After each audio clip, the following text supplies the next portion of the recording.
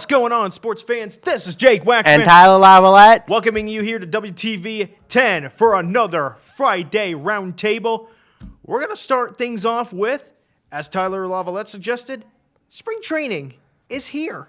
That it is. Several teams have started today, including the Yankees and Orioles, and in the Grapefruit League and in the Cactus League, among others. The Chicago teams have faced off against each other, with the White Sox in Mesa, Arizona to take on the Cubs. As far as the Tigers are concerned, they will start tomorrow afternoon at 1 p.m. hosting the New York Yankees.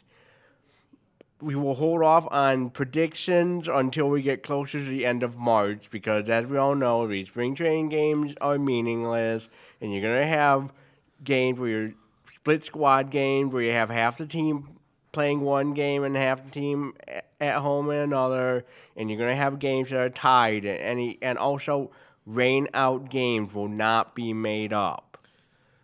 No doubt about that. Oh, and yeah, and the scores don't count for anything. Yep.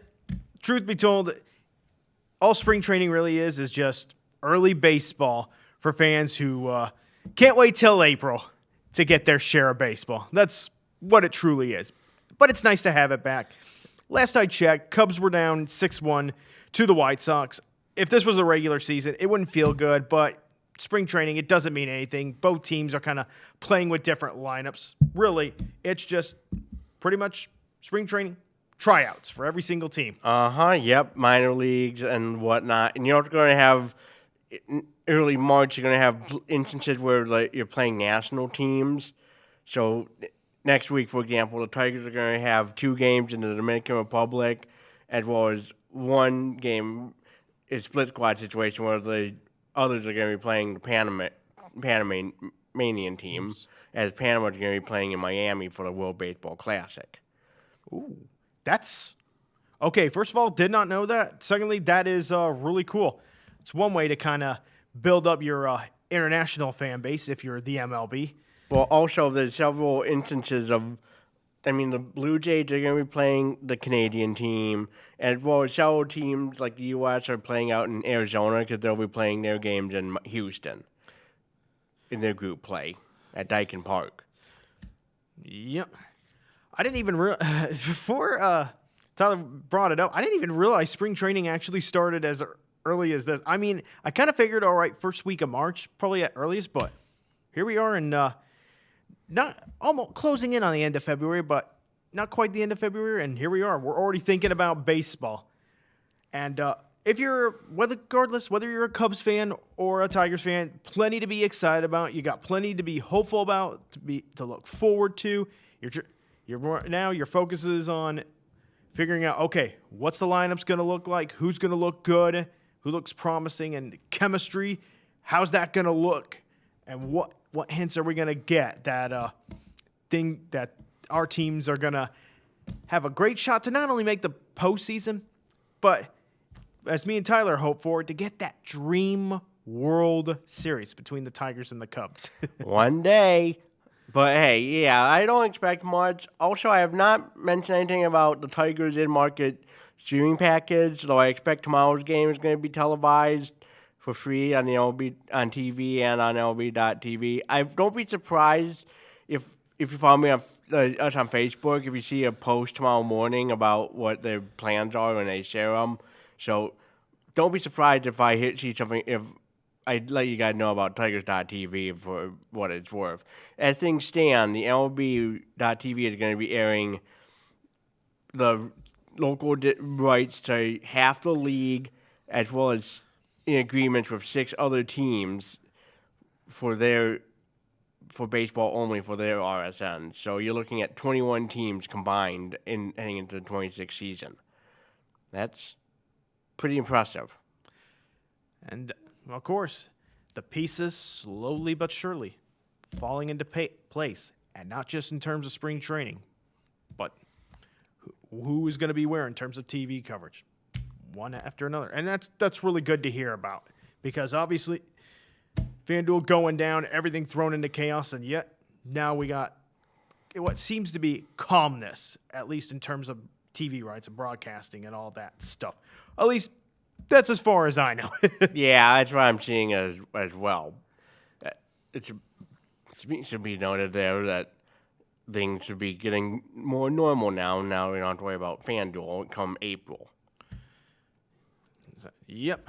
And I guess a couple thoughts on my mind for spring training. What I'm going to be looking for in terms of the Cubs is, all right, pitching. All right, how's the pitching lineup going to look? Which pitchers for the Cubs are going to look most confident? Who's going to make the team, of course?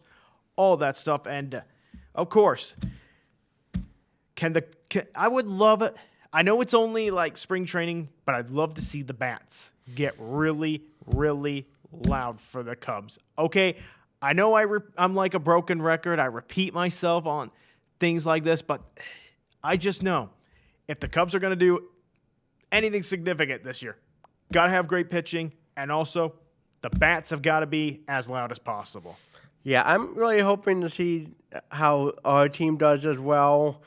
I can't wait to see how Verlander does back in a Tigers uniform for the first time since prior to the July 2017 trade deadline when he went to Houston. And honestly, what a homecoming that's going to be. Even I know he's not starting for the Tigers opener, but we don't know that yet. Okay. But still, regardless of whether or not he plays in that game, that's going to be some homecoming. Fans are going to be excited going to that game knowing, holy cow, Justin Verlander is back with the Tigers.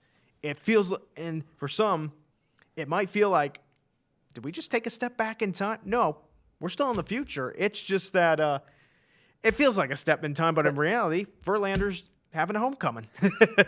Yep, looking forward to it. Yep, and I'm looking forward to watching Cubs baseball. 1 month closer to baseball season. And we got so many other sports to talk about, and here we are already thinking about baseball, but I can't blame my man Tyler for wanting to bring this up because my man Tyler, #1 baseball fan out there. No question. No question as well. But we got a lot to get into, including something that really came out of nowhere, did it, Jake? Oh, my goodness. Football fans, and you know what, sports fans everywhere? Get ready for the Hammond Bears. No, they're not going to be the Chicago Bears anymore. No. Truth be told, the Bears are on their way to becoming the Hammond Bears or the Indiana Bears. Well, I don't know about that. That stuff I'm kidding about. They're probably still going to be the Chicago Bears. But here's what I've learned. And I want to give credit to ESPN for this. So Indiana lawmakers in the State House Ways and Means Committee unanimously approved an amendment to the Indiana State Bill 27 by a vote 24-0, unanimous, on Thursday that would clear a path for the Bears to build a stadium, a brand new world-class stadium in Hammond, Indiana, of all places. And to give you guys a few more details, this bill would create the Northwest Indiana Stadium Authority with the power to issue bonds, acquire land, and finance construction for the stadium if State Bill 27 gets passed. So, right. But here's the thing, sports fans. You know, we've heard all offseason long or even throughout the regular season about, Bears moving to Iowa, Bears moving to Gary, Indiana, a lot of different places. And now Hammond's the latest in this story. But but here's the thing. This move actually looks legit. Like this is not something we can just simply dismiss. Tyler Lavalette, this could actually happen. Seriously, who had Hammond, Indiana on their radar for places they're going to go to? All the talk was Arlington Heights. Mm-hmm. And then it's Gary. Now, Hammond? Hammond, Indiana? Is Fox and CBS just going to still use Chicago skyline photos in spite of them no longer playing in Chicago or whoever aired NFL football in the mid-2030s when the stadium opens? Well, here's some good news for Bears fans. Or maybe, I know it's not much consolation, but one of the things I've learned is from Hammond, Indiana, you can actually see the skyline of Chicago, even though now it's farther away than the location of Soldier Field. And B, there's a lakefront in Hammond, Indiana. And that's kind of it's around that lake, the lake around there that they're looking to build this new stadium. But here's the thing. Kudos to the state of Indiana, my home state of Indiana, for stepping up and willing to open the doors to bring the Chicago Bears to a town like Hammond, Indiana, even if the price is going to be pretty high. Here's the thing. From what I understand, the Bears, they are looking to foot the bill for the stadium, from what I heard, about $2 billion in money. Mm-hmm. And then what they're hoping for is some private funding for other infrastructure that will surround the stadium. That's the ultimate plan from what I am seeing. Mm-hmm. But I'm going to be honest with you. Okay, I actually like this move. I don't hate it. I mean, the Chicago Bears to Indiana, and I mean, they wouldn't be that far out of Chicago. It'd be like 45 minutes away from downtown Chicago, literally, just across the border. Like from downtown Chicago to Hammond, Indiana. It's like, from what I understand, 45 minutes away. That's not horrible at all. And you know what? The Bears ownership, part of the big reason they are looking at Hammond, and they've been in talks with the state of Indiana. I mean, taxes. Mm-hmm. Taxes are high in Illinois. And compared to Indiana, it's much, much lower. And okay, so here's the thing. Mm-hmm. I know people are going to say that the Bears are no longer going to be called the Chicago Bears and no longer play in Chicago. I have a few things that can really put those arguments to bed. One, the Detroit Pistons, and when they play at the Palace Walburn Hills after the end of the Pioneer Silverdome, they still kept the Detroit name. Two, the Detroit Lions, same situation when they were in the Silverdome. Three, you got the New York Jets and New York Giants playing in New Jersey, despite playing in representing the New York City market. And let me add to that. You've got the Dallas Cowboys, who play in Arlington, Texas. You know, sports teams playing in complexes outside of their main city is not an uncommon thing in this day and age. And you know what? And I think the Browns aren't playing in Cleveland anymore when their new stadium opens, so there's that. And yet they'll still be called the Cleveland Browns. Because that's where, that's the city they're based out of. Sometimes putting a stadium in a city, it's not always the best move. Sometimes the best move is to build on land that's even outside the city, or at least as close to it as possible. Oh, my goodness. So let me just tell you. Yes, I've seen the reaction from Bears fans. Everyone's like, they're not the Chicago Bears anymore if they leave. Or I'm not rooting for them if they move to Indiana. You know what I have to say to that? Hogwash. Come on. They're still going to be the Chicago Bears. And people forget that the Bears, before they were the Chicago Bears, they started out as the Decatur Staleys. That when they were founded as the Decatur Staleys. They weren't originally the Chicago Bears to start. It wasn't until I think 2 or 3 seasons later they became officially the Chicago Bears. So there's that. And also keep in mind, maybe not the best example, the Chicago Blackhawks, they played a Winter Classic in 2019 at Notre Dame Stadium. Uh-huh. That's in Indiana. Uh-huh. So are you, can we not, that's more of a neutral site game, but they were still the Chicago Blackhawks for crying around. And Notre Dame and the Blackhawks, great connections. So for those of you who said, and for those of you who are upset about the Bears moving potentially to Hammond, Indiana, okay, don't blame the Bears. They're just trying to save some money while building a new stadium. And if you want someone to blame, blame the politicians of the state of Illinois. They've had so much time to come to the table and negotiate a deal with the Chicago Bears. Nothing's coming to fruition. In fact, they keep stalling. So don't be surprised if the White Sox have run into such problems. I keep hearing rumors of them going elsewhere. So we'll see what happens on that front with the Southsiders. Yep. Honestly, if you folks couldn't tell already, this is entertaining to me. I'm all for this move because mainly because I'm from the state of Indiana. So here you go. You got the Indianapolis Colts and the Chicago/Hammond Bears. I mean, you could create a bit of a rivalry. I mean, as if there wasn't kind of, I mean, there's not really a big rivalry between the Colts and the Bears, but they moved to Indiana. I mean, there might be grounds for a new rivalry, even though they're in different conferences. But, I mean, their meetings in every 4 years could have much more meaning, if you ask me. Oh, that'd be something interesting to think about. I mean, NBA, this isn't the best of examples, but NBA G League basketball in the minor leagues, when the Detroit Pistons affiliation went from Grand Rapids to become the Motor City Cruise, the Denver Nuggets stepped in and renamed them the Grand Rapids team from the Drive to the Gold. So Michigan has an in-state, semi-professional rivalry in minor league sports. And also in minor league baseball in the Midwest League, you got 3 teams in Michigan. The West Michigan Whitecaps with the Tigers, the Lansing Nuggets with the Athletics, and the Great Lakes Loons with the Dodgers. So there's that. Absolutely. Yep. I mean, seeing rivalries like this is nothing new, whether it's, like Tyler said, G League or even NFL. So, a couple final thoughts I just want to mention. Okay, this move isn't official by any means of the stretch. I mean, the state of Illinois could still come back and make a deal to keep the Bears in Illinois, but they got to start digging or get busy coming up with something. So, there's that. Yeah, the Springfield better not be digging their heels too deep or stalling too much.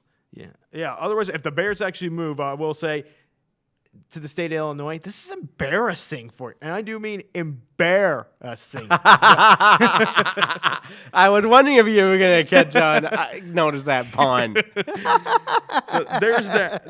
And I mean, this move has gained a lot of traction. I mean, it's not saying it will happen, but this is a move that looks legit right now. The traction is there, and the momentum is there. And one final thought on this. Get this.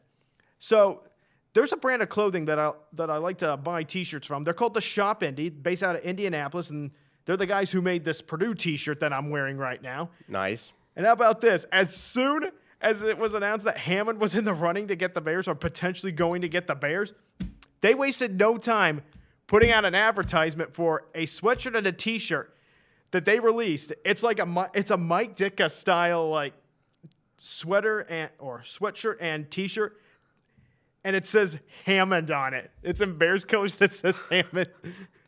Right after the announcement, Shop Indy, man, they are getting on the marketing train for this. Like they're wasting no time.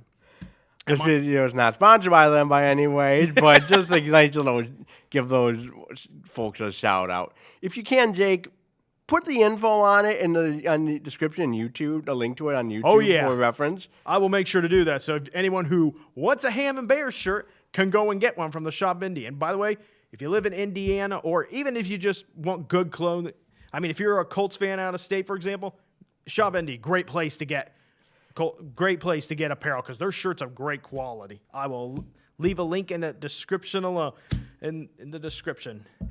Sports fans, let me just tell you right now, Hammond Bears, not looking like a joke, looking like reality. What a time to be alive. Who had this in their bingo cards in 2027? Whew. All right, we're ready to shift gears to some Olympic talk, and we're going to start with USA. How about our women's hockey team? Gold medal in women's hockey. They defeated Canada 2-1. What a game. What a rally.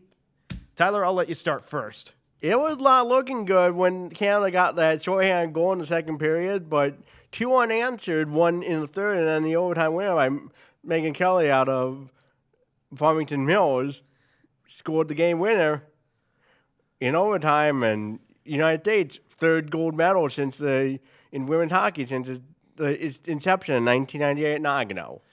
Yep. So it's either been Canada or it's been USA for the gold medal in women's hockey. In 2026, it was Team USA's turn. And like Tyler said, the game was not looking good. Props to the Canadians. They played great hockey. They came out ready to play with a great game plan. They upped the pressure on us. And they did not give the U.S. a whole lot of room on the ice to shoot. And they forced us into some really uncharacteristic mistakes, such as that shorthanded goal that Tyler mentioned. When you watch that, go back and watch that game, you will see just how close they were.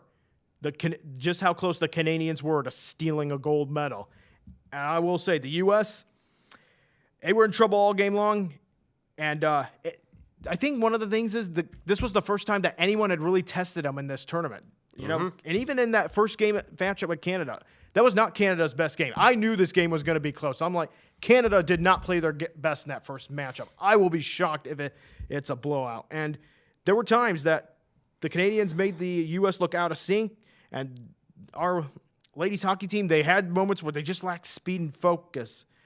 And it was not looking good. And I was just thinking to myself, oh my goodness, this is going to be a historically horrific loss to have one of the best teams in hockey history and to come up short of the gold medal with all the goals that they scored. That was my mindset until the knight in shining armor, Hillary Knight, came through in the clutch for the U.S. and tipped one in. My mindset went from a negative feelings to this women's hockey team, they're going to complete it. They're going to complete the journey. Yep. They're going to win the gold medal because for something like that, something that magical to happen, momentum's flipped. The tables have turned. It's all Team USA. And sure enough, in overtime, didn't take long for the U.S. to finish it off. And just going to take a look at my notes. That's right. Megan Keller, Yep. the hero from Farmington Hills, Michigan, who finished it off and secured this U.S. women's hockey team, their place in history secured thanks to her. And that's not the only hockey we have going on. There's at last count, the U.S. are up by Slovakia 5-0 from last I heard. And it's looking like it's going to be a U.S.-Canada gold medal match on Sunday morning at 8 a.m. It's only fitting. It's the way it's got to be. It's just some of us will like to call it the natural order of hockey. It's either Canada or the U.S., but the men's hockey team has looked really, really good today. Obviously, Tyler mentioned they're up. As when we last checked, it was 5-0. The game's still going on, but inevitably, it looks like Team USA has a date set up with Canada, and at stake, the gold medal. U.S. looking for their first gold medal in men's hockey since the Miracle on Ice in 1980. Yep. And I'm getting a lot of complaints about the start time and why it's not more accommodating to U.S. and Canadians. It's in Europe. Not to mention closing ceremonies later that night in Verona, Italy. So you got to play it when you got to play it. An 8 a.m., 8:30 start is going to be a 2:30 start there in northern Italy. Yes. This is no different than if you watch F1 races in Europe in the early morning hours. Not early morning, but you get what I mean. Absolutely. You know what? It is what it is. And if you and I'll say this, hey, I'm going to do the very best I can to get up. I'm a late riser more times than not, but you know what? I'm going to commit myself to getting up early just to watch this hockey game. And you know what? We got to cheer these guys on. This is a chance for Team USA to make history. Hey, who cares about the start time? This is history on the line. And you know what? Here's the thing. And I want to mention this. This is the Olympics where athletes from Michigan are just absolutely showing up. Tyler mentioned Megan Kelly, but we also got to give a shout out to Dylan Larkin right now. Absolutely. Waterford Doan. Yep. The guy from Waterford, he's putting up some good numbers in this Olympics, and he put up the first goal against Slovakia and had his first goal, I believe, of the Olympics in the previous elimination. Quarterfinals. Yep, against Sweden. So he's gotten his game going, which is great news for Team USA. So there's that. And back to just the women's team for a moment. Hey, they had to work hard to earn it, but you know what? They found a way to get it done even when things looked bleak. And they secured their greatness. And for that, once again, congrats to the U.S. women's team. Gold medal. And how about this? You guys want to know how good this U.S. women's hockey team was?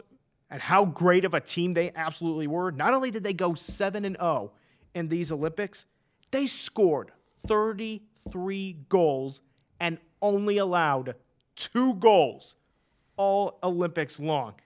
crazy numbers. And you know what? The future's bright for U.S. women's hockey. This is just the start. I mean, you got plenty of vets on the team, but also plenty of young guns who stepped up for this team as well.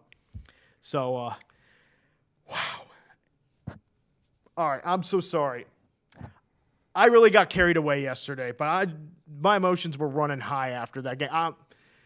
From a guy who I grew up loving hockey. When I was in high school, I was a manager for my high school's hockey team. So when we have special moments like this in women's hockey, like not just men's hockey all around, USA hockey all around. Because I remember when I was a manager, the team that I helped, the Lakeland Eagles, we won a regional championship in my senior year. And that's a moment that has stuck with me from time to time. And when you see moments like this where USA wins a gold medal in the Olympics, it brings you back to that. And it kind of reminds people like myself why we love the game of hockey. Go ahead, Tyler. Absolutely. Things like that. So Sunday's going to be very crucial. And like I mentioned, Sunday's also the closing ceremonies for the Olympics. So one of the last events of this Olympics. Hard to believe it's almost over. I know. And there's still much more to come. And it's been a pretty good Olympics for Team USA, who has 9 gold medals so far. I'll get into some of the other events in a moment. So, again, the only thing, what a great moment for Team USA winning gold in women's hockey. The only thing that will make it their gold medal even more golden is if the men's team can complete the sweep and win the gold medal in men's hockey for the first time since 1980. And I don't want to add any pressure, but the gold medal game is going to be on the 22nd of February.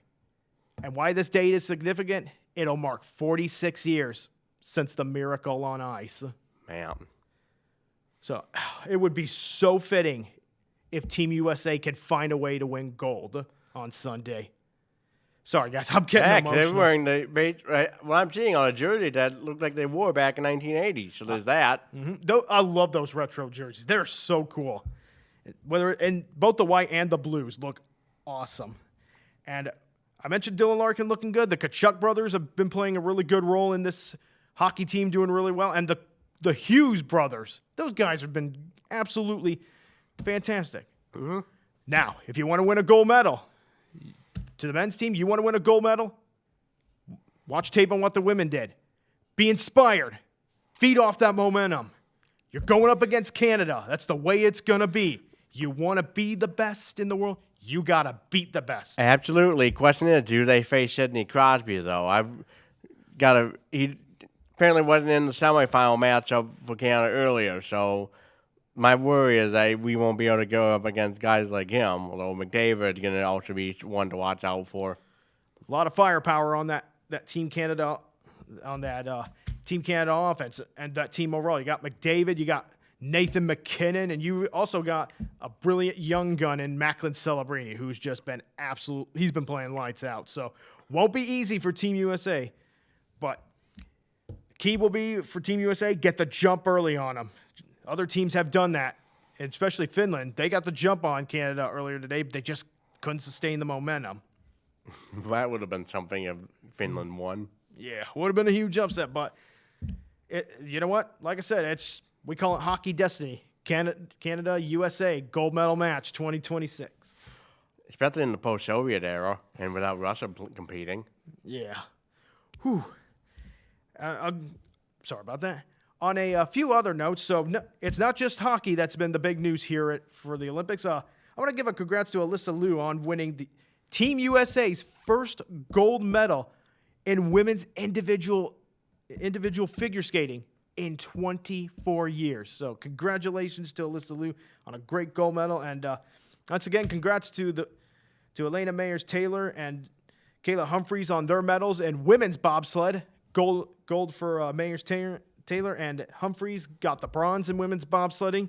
And Jordan Stolz, another medal for him. He didn't quite win gold. He was going for triple gold, did not quite get it, but he got the silver in the men's 1500. Nevertheless, kudos to him.